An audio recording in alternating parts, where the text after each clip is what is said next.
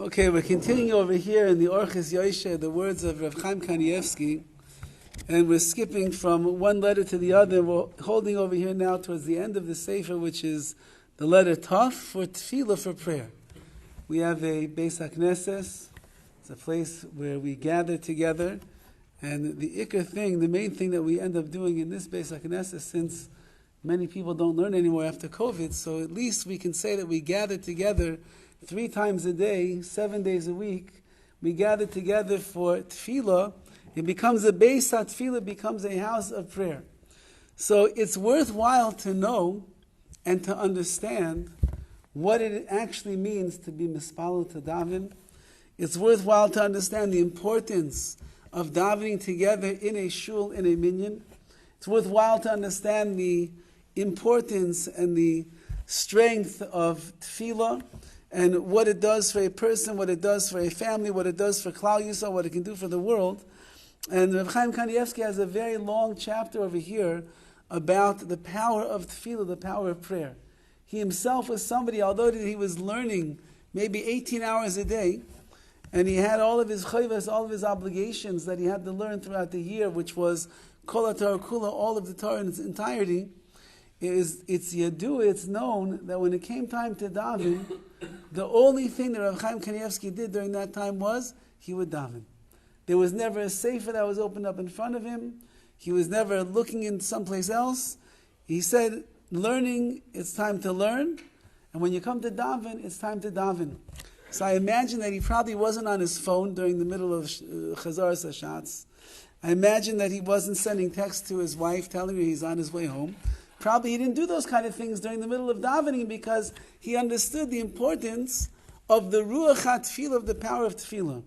We started just a few months ago, we tried to start anyway, the prayer initiative in the shul, which was that everybody, when they would come into the Beis HaKnesses, when they would come to daven, they should at least turn their phone off. That would be b'diavad, they would turn their phone off. They should not have the phone at all when they come.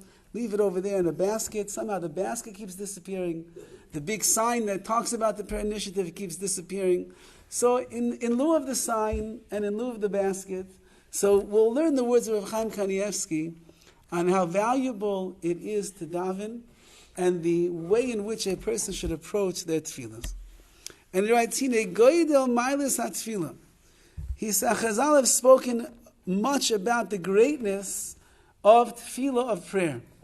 Amru Chazal, they teach us in the Midrash, she'ein lecha gedolim min ha-tefillah. There's nothing greater than tefillah. Now how a person understands this? We know that the greatest mitzvah, Talmud Torah, is keneged kulam. Learning Torah is equivalent to all of the mitzvahs. It's greater than everything. There are many mitzvahs that are keneged kol haTorah kula, tzitzis, all different mitzvahs that we have. And yet, Chazal tell us over here in the Midrash, she'ein lecha, you have nothing gedolah, you have nothing greater. In your arsenal, in your weaponry, in your back pocket, you have nothing greater min ha-tefillah than prayer itself.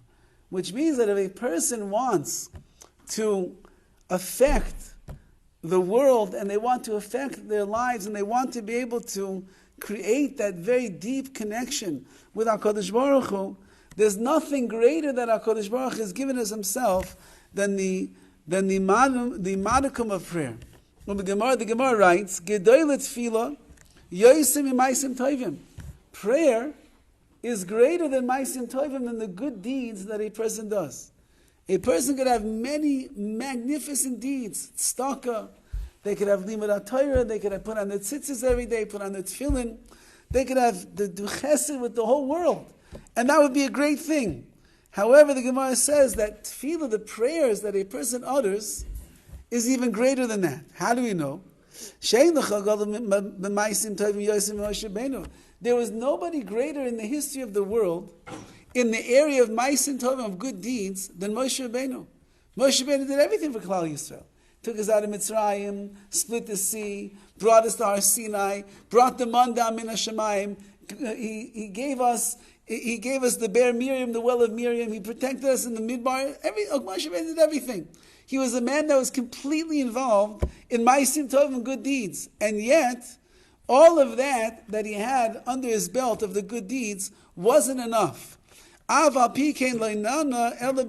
only way that he was answered by HaKadosh Baruch Hu, what he needed, was through tefillah.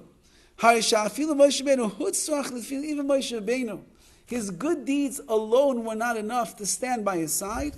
He required the advent of tefillah, of prayer, to be able to arouse HaKadosh Baruch Hu's mercy to receive what he needed. Va'amru, and they say further in the Gemara, Gedoyle tefillah yoser min hakarbanos. Tefillah, our prayers, are greater than the karbanos, greater than the sacrifices that Klal Yisrael brought in the Beis Hamikdash on the Mizbech. A korban was something that was mekarev, that would bring a person close to HaKadosh Baruch Hu. It could bring them forgiveness. It could bring them peace. It could bring them closeness to Hashem. And yet, a person who stands in Tarzana, California, and he comes to a minyan, and he davens to HaKadosh Baruch Hu in the right way, so then those little minuscule tefillahs that we have down here in this world, they are gedoyla yosim in karbanos, they're even greater than the karbanos that a person would bring. Ube Megillah, in the Gemara Megillah, it says, and we'll end with this: Svir leila Rabbi Yochanan the gedoyla tefillah mitayra. Rabbi Yochanan held that tefillah, that prayer, is even greater than Torah that a person learns. Or maybe Raya me Elisha. He brings a proof from Elisha. Shalei asa kol anisim el yedei tefillah. How was he zeicher to do all the miracles that he did in his life? It came about through tefillah, through the prayers that he uttered. Ayin Sham, take a look over there in the Gemara, you'll understand, says Rav Chaim Kanievsky. V'kosva apoiskim b'shem harokeach, and he says that the halachic authorities bring down in the name of the rokeach, shamavatel tefillah b'shvil Torah. A person says, I'm too busy learning, I don't have time to daven. I can't give up my shav, I can't daven right now. A person is mevatel. He gives up a prayer for the sake of learning Torah. Even if he teaches other people all day long. From morning until night, he says, I simply can't make it to a minyan.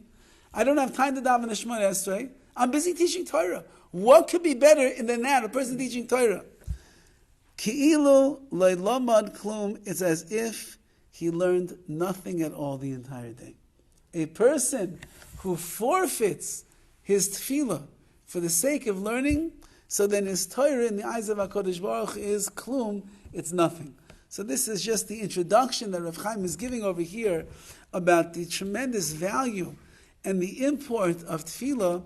As we will go along and we will see these magnificent words and sources that he brings down over here, so many different things that he wants to give over, that a person who is connected to their tefillahs, who is connected to their prayers, so sky's the limit on what they will be able to accomplish here in this world.